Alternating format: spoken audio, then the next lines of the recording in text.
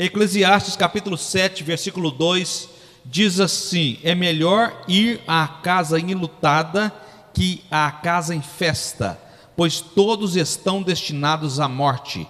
Os vivos devem atentar para isso no coração. Na Bíblia de Jerusalém diz assim: mais vale ir a uma casa em luto do que a uma casa em festa, porque esse é o fim de todo homem. Desse modo, quem está vivo refletirá. Uma mensagem quase nunca pregada, uma mensagem pouco pregada, uma realidade quase nunca encarada, uma verdade que quase ninguém gosta de ouvir. Alguns fogem dela, e a grande maioria do mundo ocidental tem medo dela, da morte. E o tema dessa mensagem hoje é o poder absoluto da morte. A morte é absoluta, a vida é relativa, o poder da vida é relativa. Pastor, mas por que a vida é relativa? Alguém pode me dizer quando você vai morrer? Alguém pode me dizer qual é a data que está marcada para o seu sepultamento? Será que você pode aumentar alguns minutos, alguns segundos ou algum dia a mais daquilo que já está estabelecido no livro de Deus para os dias da sua vida nesta terra? Será que é possível você fazer planos para o dia que você vai terminar esta vida? E o escritor de Eclesiastes, o sábio Salomão, traz algumas verdades pouco estudadas, pouco analisadas e quase nunca pregadas. E quando eu digo que a vida é relativa, porque você supostamente tem o direito de escolher a vida que você deseja.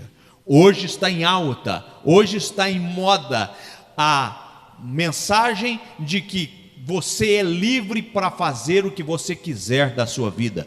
Tudo bem, nós temos o direito de livre-arbítrio, você tem o direito de escolha. E quando eu digo que a vida é relativa, porque relativo àquilo que você escolhe, você tem uma consequência da sua escolha. E quando eu falo sobre morte, eu quero enfatizar alguns aspectos bíblicos sobre morte.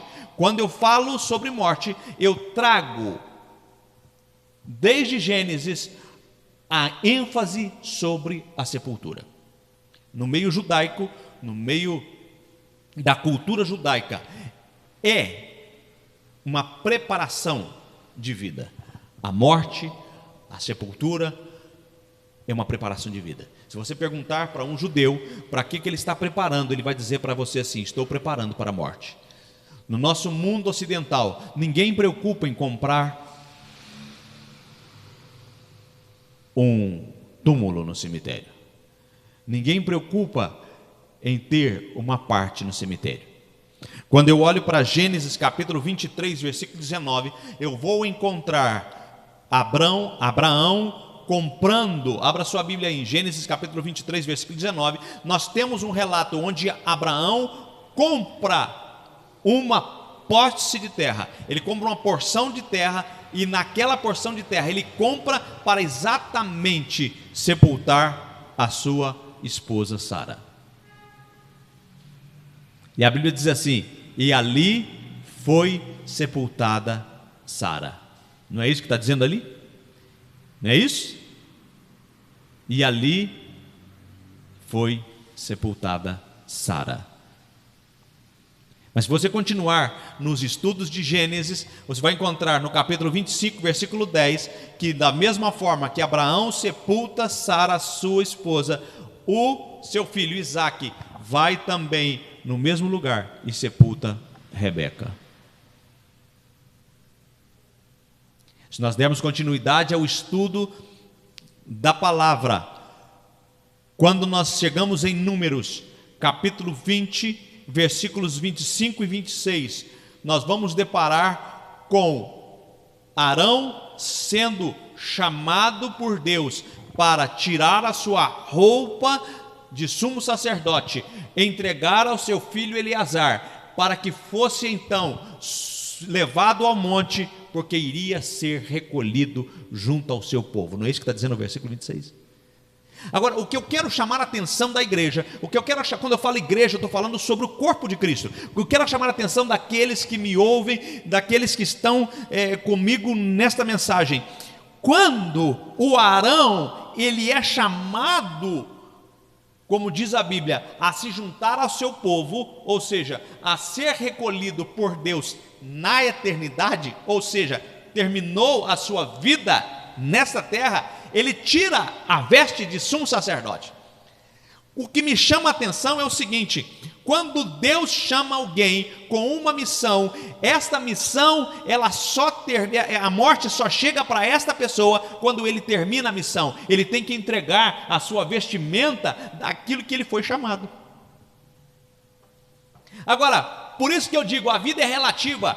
O que você está fazendo com a sua vida? O que você tem feito com a sua vida? Quando o Senhor Jesus conta uma parábola de um certo homem,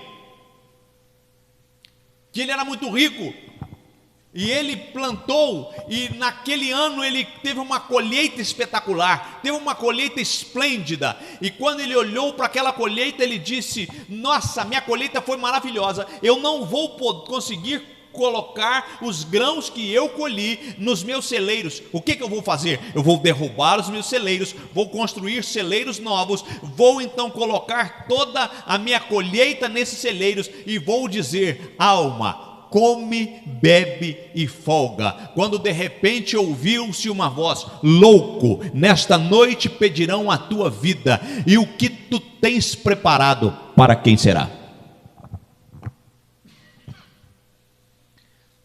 Quando eu digo que a vida é relativa,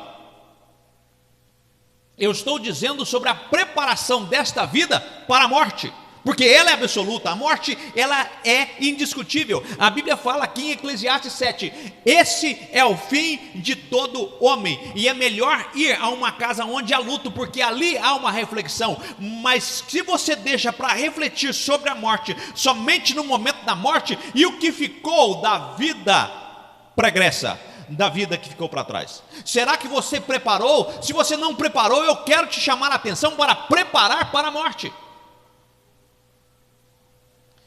Se você não preparou, eu quero te chamar a atenção para preparar para um fim certo, porque o fim será certo. E uma das coisas que não estão pregando nesses últimos dias é que Jesus está voltando, que Jesus virá, que o Senhor Jesus estabelecerá o seu reino. E eu quero dizer a vocês que estão aqui nesta noite, que me ouvem nesta mensagem, somente aqueles que se preparam para a morte passarão pela ressurreição, porque se não há morte, não há ressurreição. Não tem ressurreição se não tem morte. Um certo jovem, a Bíblia diz que chegou um certo jovem a Jesus, o jovem rico. Marcos capítulo 10, ele ressalta esta passagem. E ele chegou para Jesus e disse: mestre, o que eu farei para ter a vida eterna? Ele falou: se você tem observado os mandamentos. Ele falou: desde a minha meninice. Todos os mandamentos ele conhecia. O mestre então diz para ele, Rabi diz para ele, Yeshua diz para ele, Jesus diz para ele: falta-te uma coisa. E o que me falta? Vai, vende os seus bens, reparte entre os pobres e terás um tesouro no céu. E ele saiu triste, ele saiu pensativo. E aí os discípulos disse, os 12, mestre, nós que deixamos tudo, o que nós receberemos? Ele falou: olha, aquele que deixar tudo por amor de mim, salvar-se-á. Em outras palavras, aquele que quiser ganhar a sua vida vai perder. Mas aquele que perder a vida por amor de Cristo, ele ganha. Mas então, pastor, é perder a vida por amor de Cristo? supostamente. É perder. Efésios capítulo 2, versículo 1, está dizendo assim: estando vós mortos, vamos lá, vamos ler, vamos lá. Efésios capítulo 2. Se você tiver aí com a Bíblia, abra comigo. Efésios capítulo 2. Vocês estavam mortos por causa de seus pecados e atos de desobediência. Andavam de acordo com este mundo e obedeciam ao líder dos poderes do ar, que ainda atua entre os desobedientes. Ou seja, não querer entender o poder absoluto da morte e querer ganhar a sua vida é viver uma vida de desobediência a Deus. Ah, pastor, então quer dizer que agora eu tenho que acabar com a minha vida? Não, pelo contrário. Você tem que cuidar da sua vida. Você tem que dar ênfase à sua vida. Qual vida nessa? E aí eu vou voltar ao capítulo 10 de Marcos. Jesus disse: olha, aquele que deixar tudo, ele vai receber 100 vezes tanto. Deixa tudo por amor de mim. Não é que, quando eu falo deixar tudo, eu não estou dizendo que você tem que deixar o emprego, deixar o seu trabalho. Não, é deixar os prazeres que o mundo de pecado oferece.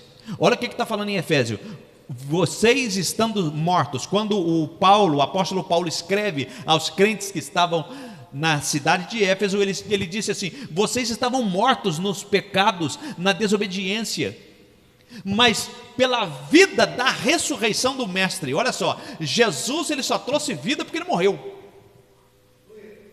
Ele só trouxe vida porque ele morreu. Se ele não tivesse morrido, ele não tinha trazido vida.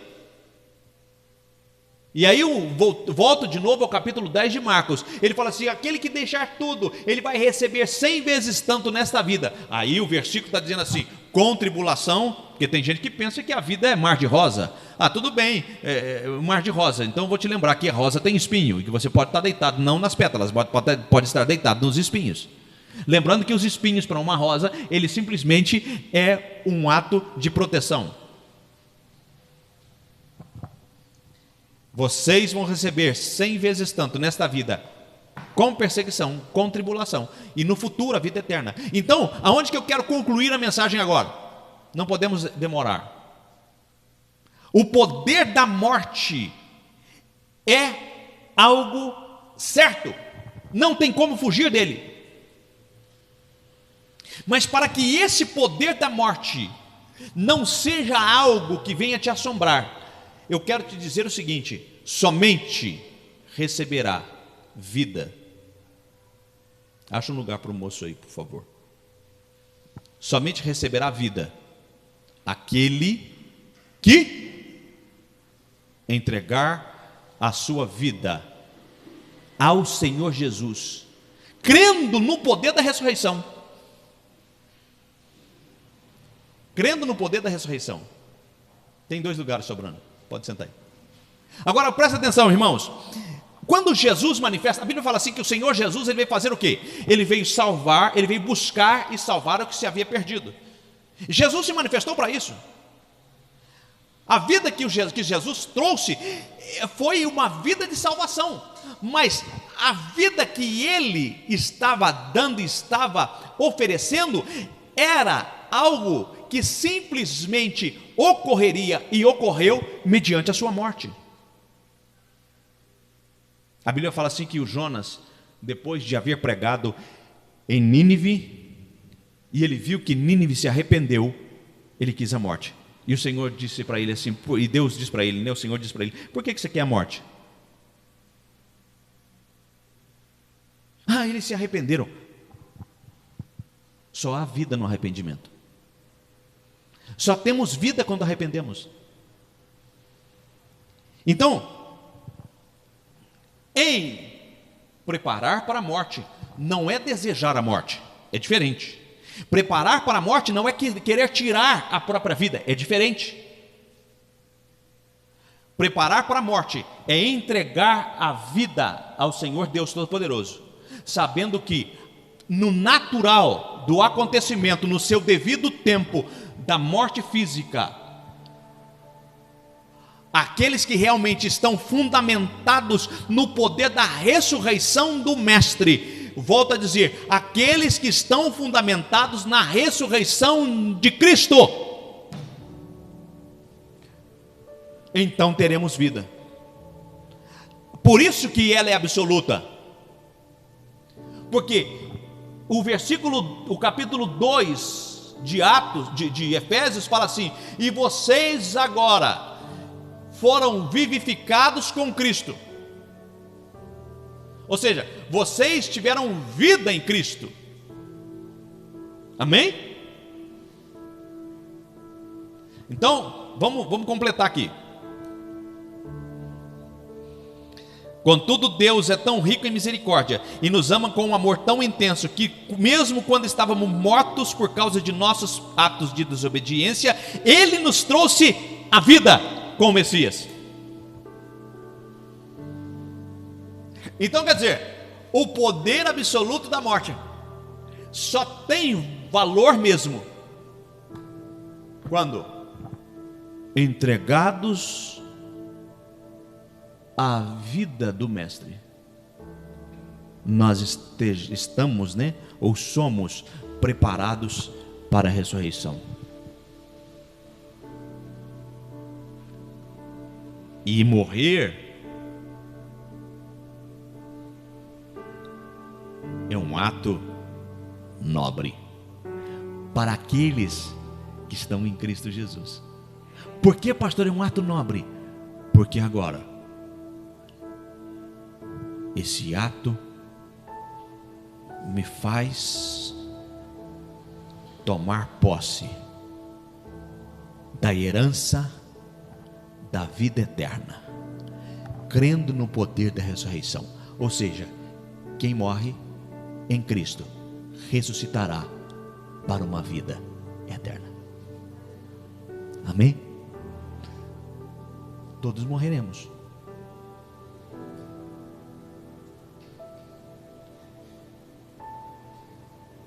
E muitas pessoas estão destruindo a sua própria vida. Muitas pessoas. E quando eu falo muitas pessoas estão destruindo, não estou dizendo somente na droga, na bebedice. Não. Em tantas outras coisas. Tantas enfermidades. Que muitas vezes são reflexos de um coração angustiado, de um coração magoado, de um coração contaminado com mágoa, com rancor, com depressão, com falta de perdão. E tantas enfermidades têm surgido na carne, porque as pessoas estão se destruindo, se autodestruindo. Mas eu quero te trazer nesta noite uma mensagem de vida, não de morte. Eu preguei sobre morte, mas para que você tenha vida. Jesus fala em João capítulo 10, eu vim para que tenham vida e vida em abundância. Mas para que eu e você tivéssemos vida, Ele precisou morrer. Mas Ele não ficou na sepultura, Ele ressuscitou e está vivo e está no meio da igreja. E Ele diz, eu voltarei para reinar.